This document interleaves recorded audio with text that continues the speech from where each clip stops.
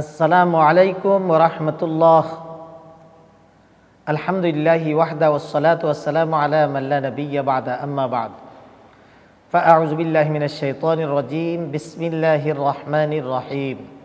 ওয়া ইন তা'উদ্দু নি'মাতাল্লাহি লা তুহসুহা ইলা আখিরিল আয়াহ। প্রিয় দর্শক, মহান রব্বুল আলামিন মানব জাতি তথা সৃষ্টিকুলের জন্য অসংখ্য অগণিত নিয়ামত দিয়েছেন। তার মধ্যে উল্লেখযোগ্য হলো পানি। আর এই পানির মাধ্যমে আমরা বিভিন্নভাবে উপকৃত হতে পারি। বলা যায় পানির অপর নাম জীবন।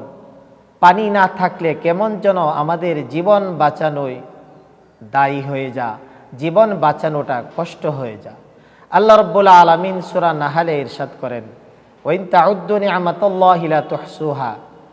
তোমরা যদি আল্লাহর নিয়ামতকে গণনা করতে শুরু করো তবে শেষ করতে পারবে না। সম্মানিত হাজিরিন, কোরআনের আলোকে আমরা আজকে জানব 21 প্রকারের পানির কথা এবং এই 21 প্রকারের পানির নাম কোরআনের রেফারেন্স সহ। প্রিয় দর্শক, 1 নম্বর হলো মাউল মুগিজ পানি। আল্লাহ তাআলা পবিত্র কালামে সূরা হুদে 44 নং আয়াতে এই মাউল মুগিজ পানি সম্পর্কে বর্ণনা করেছেন। 2 নম্বর হলো সাদিদ পানি। মহান রব্বুল আলামিন পবিত্র কোরআনের সূরা ইব্রাহিমের 16 নং আয়াতে ইরশাদ করেছেন। 3 নম্বর হলো মাউল পানি, মাউল মুহলি। এই পানি সম্পর্কে আল্লাহ রাব্বুল আলামিন সূরা কাহাফের 29 নং আয়াতে ইরশাদ করেছেন। 4 নম্বর হলো মাউল আরদ তথা জমিনে সংরক্ষিত পানি।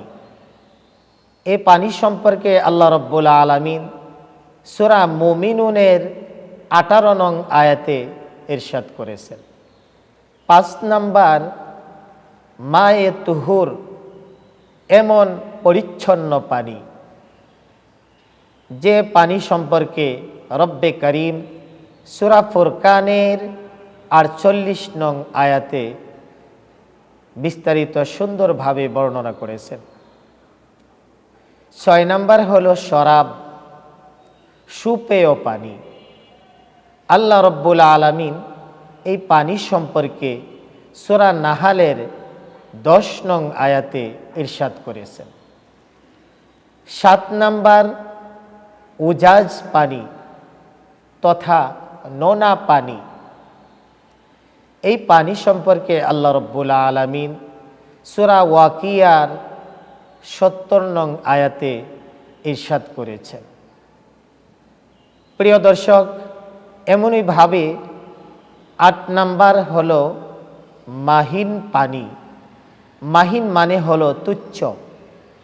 আল্লাহ রাব্বুল আলামিন সূরা সাজদায় 8 নং আয়াতে ইরশাদ করেছেন।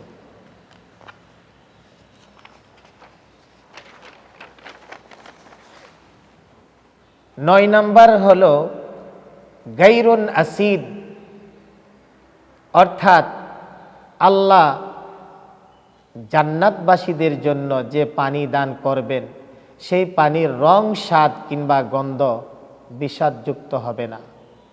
এই সম্পর্কে আল্লাহ তাআলা ইরশাদ করেছেন সূরা মুহাম্মদ 15 নং আয়াত।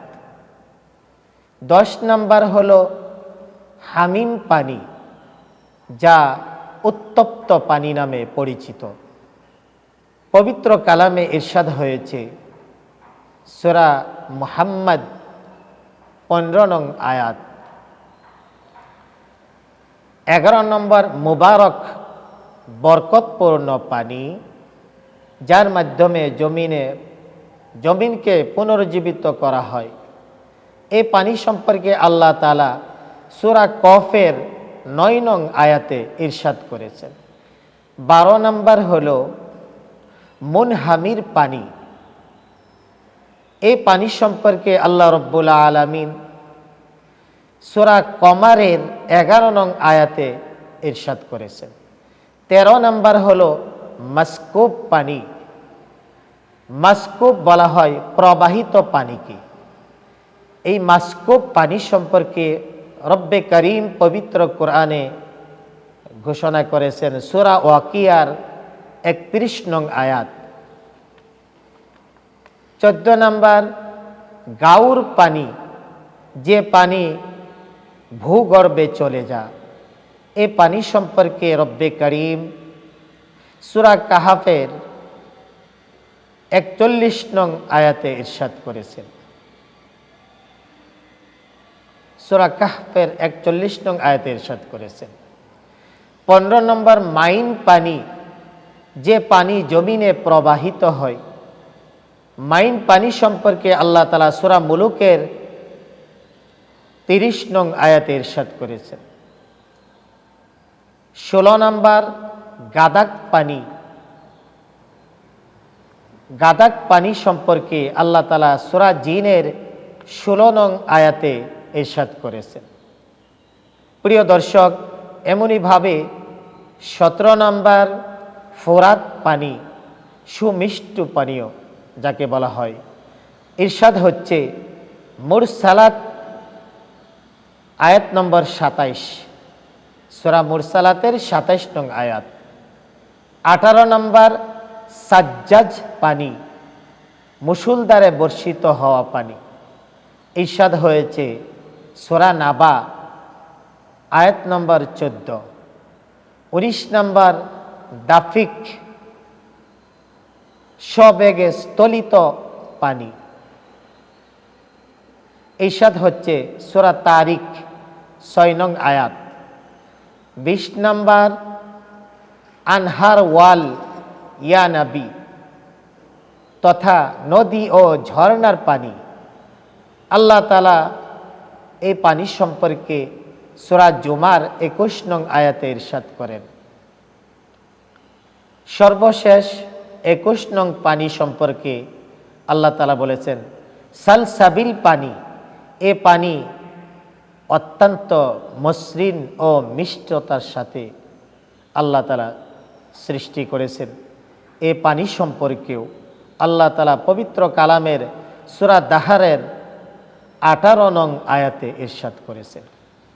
সুপ্রিয় দর্শক শ্রোতা, আল্লাহ রাব্বুল আলামিনের এই অসংখ্য অগণিত নিয়ামত আমরা ভোগ করছি, আমরা ব্যবহার করছি আমাদের জীবন পরিচালনার জন্য, আমাদের জীবনকে বাঁচানোর জন্য, জীবনকে সুস্থ করে তোলার জন্য আমরা অসংখ্য অগণিত নিয়ামত খাচ্ছি, ভোগ করছি, ব্যবহার করছি।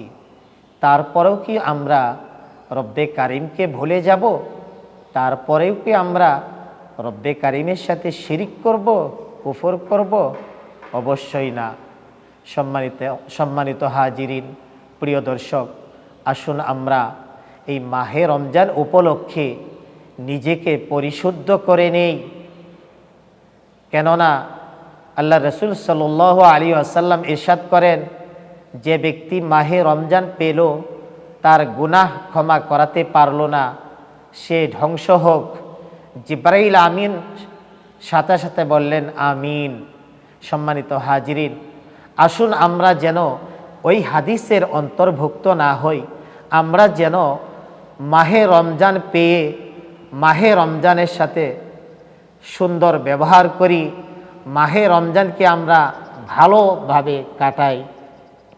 মাহে রমজানে যেন আমরা এই গুনাহগুলি ক্ষমা করে নিতে পারি। এই মাহে রমজানের শেষ দশকে গুরুত্বপূর্ণ একটি রাত আসছে, যাকে বলে শবে কদর। এই রাতের গুরুত্ব অনেক বেশি। আল্লাহ রাব্বুল আলামিন ইরশাদ করেন, লাইলাতুল কদরি খায়রুম মিন আলফি শাহর, যে রাত 1000 মাস অপেক্ষা বেশি।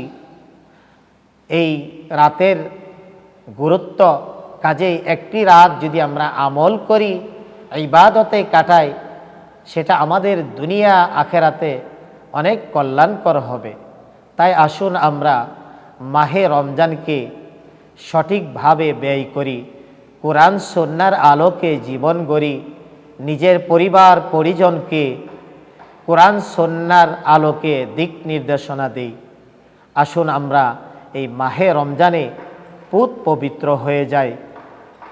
এই মাহে রমজানের শিক্ষা থেকে যেন আমরা বাকি 11টি মাস এই রমজানের মতো কাটাতে পারি।